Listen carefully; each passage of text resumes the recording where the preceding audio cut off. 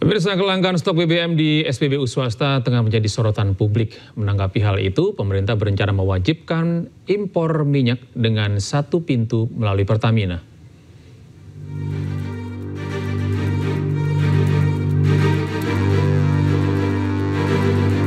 Kelangkaan stok bahan bakar minyak di SPBU swasta terjadi sejak akhir Agustus 2025. Kelangkaan ini kini menjadi perhatian publik karena terkesan berlarut-larut dan tidak ada solusi. Tak hanya membuat masyarakat susah mendapatkan BBM, isu PHK karyawan SPBU swasta juga disorot. Menanggapi hal ini, Wakil Menteri SDM Yulio Tanjung memastikan Pertamina akan menjadi pintu utama dalam penerapan impor BBM alias impor satu pintu guna mengatasi masalah kekosongan BBM di sejumlah SPBU swasta. Jadi dari ini kan berapa porsi Pertamina, berapa porsi badan usaha. Ini data-datanya itu kita minta detailkan. Proses impornya akan dilakukan satu pintu. Jadi jangan sampai apa yang sudah diberikan itu tidak mencukupi, ada permasalahan-permasalahan dalam implementasinya. Sementara itu, Direktur Eksekutif Center of Energy and Resources Indonesia atau CERI, Yusri Usman, tak sepakat dengan rencana pemerintah mewajibkan impor minyak satu pintu melalui Pertamina karena dianggap bentuk monopoli usaha. Nah itu yang nggak boleh. Itu nanti terjadi kan seperti monopoli. Kan sebetulnya itu sebagai pembanding. Mereka kan mesti kalau menambah biaya, padahal marginnya SPBU juga nggak besar banget. Kalau Pertamina proses pengadaannya nggak benar, masa mereka mau beli dari proses yang kurang transparan? Kan nggak mungkin. Makanya agak keberatan saya pikir SPBU asing dengan kebijakan harus beli melalui Pertamina. Bebaskan saja, biar dilihat. Jadi ada pembanding.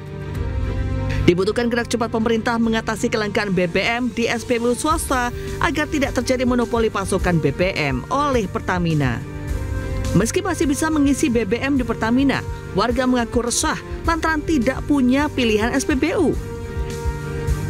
Tim iNews melaporkan. Sebelumnya pemirsa, pemerintah membantah membatasi impor yang jadi penyebab kelangkaan BBM di SPBU swasta.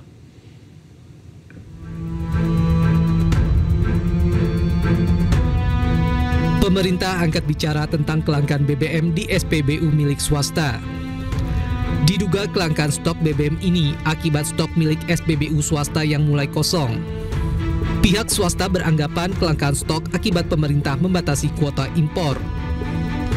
Padahal pemerintah telah memberikan kuota impor pada perusahaan swasta hingga 110%. Menteri ESDM Bahlil Lahadalia juga meminta pihak swasta berkolaborasi dengan Pertamina untuk mengatasi kelangkaan stoknya. Jadi gini, saya kan udah ngomong beberapa kali menyangkut SPBU swasta. Yang pertama, SPBU swasta itu sudah diberikan kuota impor 110% dibandingkan dengan 2024. Ini biar clear ya, kita sudah memberikan kuota impor 110%. Jadi sangatlah tidak tepat kalau dikatakan kuota impornya tidak kita berikan. Contoh, 2024 si perusahaan A mendapat 1 juta kiloliter. Contohnya, di 2025 kita memberikan kuota impor 1 juta kiloliter plus 10%. Berarti 1.100.000 kiloliter.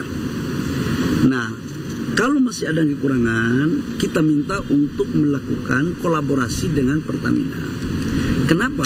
Karena ini terkait dengan hajat hidup orang banyak. Cabang-cabang industri yang menyangkut hajat hidup orang banyak itu harus tetap dikontrol oleh negara.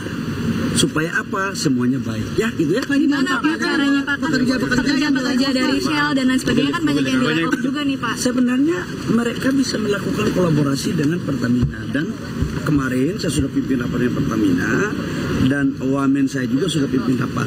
Tapi nanti saya akan mengecek perkembangan terakhir dari tim yang kemarin saya bentuk untuk mengatasi itu. Kelangkaan stok bahan bakar milik swasta berdampak pada pengurangan karyawan. Sejumlah karyawan terkena PHK oleh SPBU milik swasta. Meski demikian, Kementerian ESDM telah membentuk tim khusus untuk mengatasi masalah ini. Dari Jakarta, Tim Liputan iNews melaporkan. Pemirsa, berikutnya kebijakan pengucuran dana 200 triliun rupiah ke sejumlah bank pemerintah mendapatkan kritikan. Namun Menteri Keuangan Purbaya Yudi Sadewa meminta ekonom yang mengkritik dirinya untuk belajar lagi.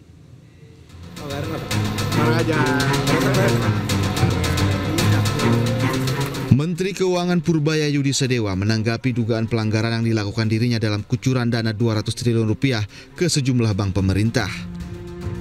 Menurut Purbaya, pihaknya tengah berkoordinasi dengan ahli hukum mengenai dana 200 triliun rupiah dari Bank Indonesia yang disalurkan ke bank pemerintah. Pak Didik salah undang-undangnya. Salah Pak ya? Saya tadi ditelepon Pak Lambok, ahli undang-undang kan. Dia bilang sama saya, Pak Didik salah. Dan hal ini pernah dilakukan sebelumnya. Ini bukan bukan perubahan anggaran, ini hanya uang kita dipindahkan saja. Nggak ada yang, saya udah konsultasi juga dengan Pak Lambok dan ahli-ahli hukum di Kemenkeu. Dulu pernah dijalankan tahun 2008 bulan September 2021 bulan Mei, nggak ada masalah secara hukum. Jadi Pak Didi harus belajar lagi kelihatannya.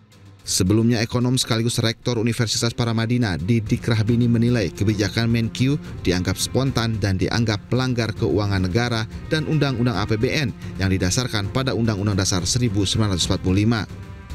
Rahbini pun menyarankan agar Presiden Prabowo turun tangan untuk mengawasi dana tersebut.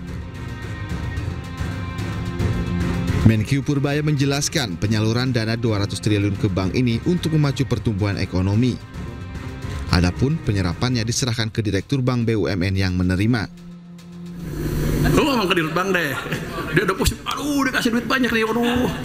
Tahu nggak Anda, pada waktu saya mau nyalurin 200 triliun, banknya bilang apa? Saya hanya sanggup menyerap 7 triliun. Saya bilang enak aja, kasih ke sana semua, biar mereka mikir. Jadi bukan saya lagi yang mikir, mereka yang mikir. Menteri Purbaya juga akan memberikan panduan jika ada perbankan yang bingung menyalurkan dana 200 triliun rupiah tersebut. Tim Liputan iNews melaporkan. Selain itu, Menteri Keuangan Purbaya Yudi Sadewa mengaku sengaja membuat pusing para direktur Bank BUMN dengan menyimpan uang pemerintah 200 triliun rupiah. Purbaya menyebut langkah ini dilakukan agar para pemimpin Himbara bekerja keras dan kreatif. Pada dasarnya saya suruh mereka berpikir sendiri. Mereka kan orang-orang pintar. Cuman selama ini malas karena bisa naruh di tempat yang aman, yang ngapa-ngapain, dapat spread cukup, untungnya gede, jadi mereka setiap Sabtu Minggu main golf. Sekarang dengan uang itu mereka seperti